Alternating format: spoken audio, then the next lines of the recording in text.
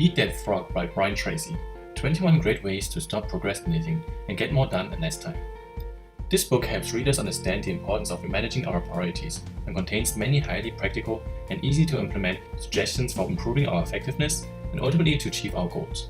The title of the book is inspired by Mark Twain, who once said, "Eat a live frog first thing in the morning, and nothing worse will happen to you the rest of the day." We all have our frogs, important tasks that we have put off for whatever reason. The key to success is to eat your frogs quickly, completely, and with focused determination.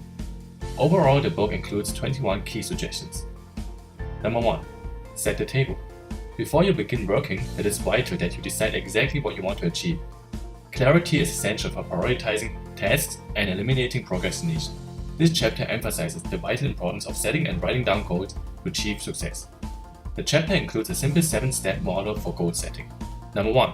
Decide exactly what you want to achieve, and for work goals, agree them with your manager. The worst thing you can do is to do something well that didn't need to be done at all. Number 2 is very crucial. Write it down. It is amazing how many people still do not write down their goals. Number 3. Set a deadline for completion. Number 4. Draft the list of activities required to achieve each goal. Number 5. Organize your plan and categorize your tasks. Number 6. Take action immediately to move you towards achieving your goals. And number 7. Resolve to do something every day to achieve your goals. Number 2. Plan every day in advance. Your ability to set goals, make plans, and take action on them determines the quality of your life. Taking action without planning is the cause of every failure, and yet very few do it. Although many people don't want to take the time to plan, it has been found that 10 minutes planning can save approximately 100 minutes in execution. Planning is also a vital tool in helping us to avoid procrastination. To start the planning process, create a list of all the tasks required to achieve your main goals. Start with a master list and then break this into monthly, weekly, and daily lists. Number 3. Apply 80-20 rule to everything. The 80-20 rule was established by an economist, Wilfredo Pareto, back in 1895. He found that 80% of the wealth countries was held by 20% of the population. He then discovered that this principle extended to most other areas in life and business. For example, 20% of the tasks we need to complete produces 80% of the results we are looking to achieve. Time management is really about choosing the important tasks over the unimportant tasks. The key message here is to identify your 20% tasks and resolve to spend time on these few areas that will really make the difference. The 20% tasks are often our frogs, the ones we tend to procrastinate on. Often we focus on the 80% tasks instead. Number 4. Consider the consequences of each task on your list. Thinking through the consequences gives you an idea if an activity is important and is a way to determine the significance of a task. Any important task will have long-term potential consequences. Long-term thinking improves short-term decision-making. Make important tasks a top priority and start them now. Time is passing anyway, so decide how you will spend it and where you want to end up. Thinking about the consequences of your choices, decisions, and behaviors is the best way to determine your priorities. Number 5. Practice creative procrastination. This is the art of deciding to procrastinate on your low-value tasks. That is deliberately deciding to postpone or eliminate these tasks. We can't do everything, so start procrastinating on the things in your life that are not important. Normally, we procrastinate unconsciously and start dropping the important tasks. To get control of your life, you need to discontinue low-value activities by saying no to others or yourself. Often doing something new requires you to stop doing something old. Review your life career and select at least one activity which you can procrastinate on or eliminate completely. This is an ongoing responsibility. Therefore, review your life and look at the tasks that you currently complete that would be no real loss if stopped. For example, excessive television. Review your current work activities and select one that you could abandon with little or no consequences. Number 6. Practice ABCD and E method of prioritizing. This is a simple method used to prioritize your list of tasks that need to be completed to ensure that most important ones are done. A task must be completed today. These are the tasks that are very important and that have significant consequences if not completed today. B tasks should be done today, but are not essential. Never complete a B task before all A tasks have been completed. C tasks are nice to do, but there are no consequences whether you do them or not. Meeting someone for coffee or phone a friend may fit into this category. D tasks are ones that can and should be delegated to others. E tasks can be eliminated altogether with no consequences, often only done out of habit or because you enjoy them. They may have been important at some stage. Number 7. Focus on key result areas. Every job we do can be broken down into 5 to 7 key areas. These are the areas we need to focus on to succeed. These can be defined as areas that you are completely responsible for and that are within your control.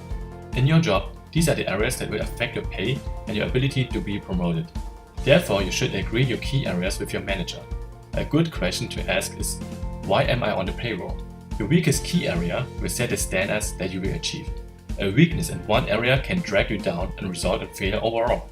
Consider the analogy of one of your major organs ceasing to function. Of course, the tasks that we are not so good are often the ones we procrastinate over, which often makes things worse. Try this exercise. Write down your 5 to 7 key result areas and discuss and agree these areas in an open and frank way. Rate yourself on a scale of 1 to 10 on these key areas and resolve to improve on your weakest areas. Number 8. The law of 3. This law is basically that there are usually 3 key tasks that will give you 90% of the results you want. Make a list of all the tasks you need to complete. For example, there may be 17 tasks on your list. Decide on your 3 key tasks and do them. For the other tasks, you can look to delegate, outsource, or look for support where possible. This can have a dramatic effect on the results you achieve. The author provides examples of some of his clients who doubled their income within 12 months using this approach. As with all the key messages in this book, the underlying goal for us all is to enjoy life. One of the principal reasons for getting more efficient at work is that we can get extra time for our home lives. But remember, just like the tightrope walker, we must continuously work at staying balanced. Number 9. Prepare thoroughly before you begin. It really pays to prepare before you begin working each day or before you begin working on a specific task. To thoroughly prepare, you should clear your desk of anything you're not required. Have everything you need readily available in front of you. Create a workspace you enjoy working in. Number 10. Take it one oil barrel at a time. The famous Chinese philosopher Lao Tzu once said, "The journey of 1,000 leagues begins with a single step." When the task just appears to be too big to achieve, then it's very useful to break it down, often referred to chunking it down to get started. Remember to break down any big task into a series of smaller tasks and start with task 1. When you do that, move on to task 2 and so on. Once started, the momentum will ensure that you keep going and make real progress against your bigger goal. The title of the chapter comes from a story about a 500-mile strip of the Sahara Desert, where 3,000 people have died trying to cross as they lost their bearings. The only landmarks were oil barrels, planted by the French in the ground. These were 5 kilometers apart. This enabled the author and many before him to cross the desert by taking 1 barrel at a time. When he reached 1 barrel, he then focused solely on getting to the next barrel, and so on, until he crossed the entire strip of the desert. Number 11. Upgrade your key skills. You should continuously strive to improve your key skills. One of the major causes of procrastination is a lack of confidence in your ability to do the task well. What are the key skills you need to be really excellent at what you do? Is it marketing, sales, or even your time management skills? Then look out for seminars, training courses, or books that will help you to develop and enhance these skills. Audiobooks are a great option for self-improvement. For example, you can learn so much using time that previously appeared to be wasted while sitting in traffic. Remember, continuous learning is the minimum requirement for success in any field. Number 12. Leverage your special talents. We should all tap into your strengths and talents to enable us to do a great job. Very important for us to be clear about our special talents and skills. To identify them, ask yourself, what am I really good at? What talents come naturally to me that others can find difficult? What strength do I have that has been most responsible for my success to date? What job would I do if I won the lottery and didn't need to worry about my finances? One way of identifying your special talents is to ask yourself, what is it that you really enjoy doing? You see, we are built to enjoy completing tasks that we are really good at. Remember, one of your greatest responsibilities in life is to find out what you are good at and then to focus on your best energies and abilities. Number 13. Identify your key constraints. Everyone has some key constraints. These key constraints set the speed at which you attain your goals. The 80-20 rule applies here. 80% of constraints are usually internal, whereas only 20% are related to external factors such as competition. Ask yourself, why have I not achieved my goals already? Then focus on alleviating those factors as much as possible. Getting rid of those limiting factors usually brings more progress in a shorter time than anything else. However, we need to be careful not to identify the wrong constraint. Number 14. Put pressure on yourself. To be truly successful, we need to put pressure on ourselves to complete our tasks and achieve our goals. Waiting for others to do this is like waiting for a bus on the street where buses don't travel. Set deadlines and task times for the key tasks you have to complete to achieve your goals, and then aim to meet and even beat these deadlines. Everything you do affects your self-esteem. Push yourself and you will feel better about you. Number 15. Maximize your personal powers.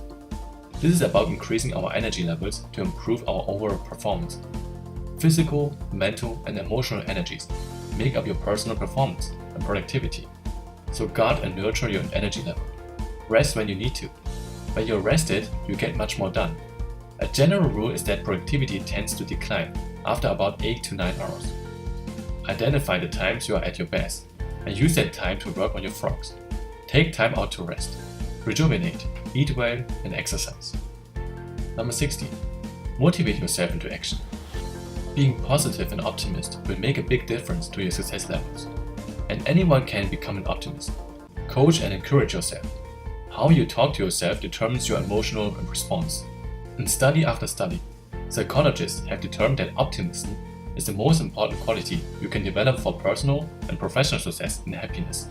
Say the words, I like myself, I like myself, I like myself, over and over 50 times a day. Number 17. Get out of the technological time sink.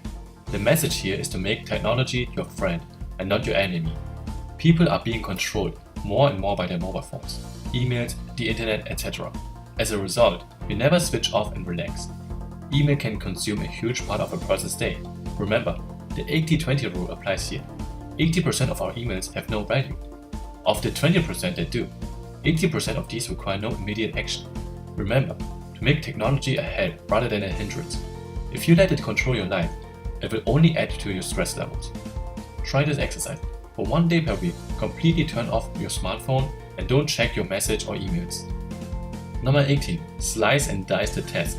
One of the biggest causes of procrastination is when you feel that the task is too big to get started.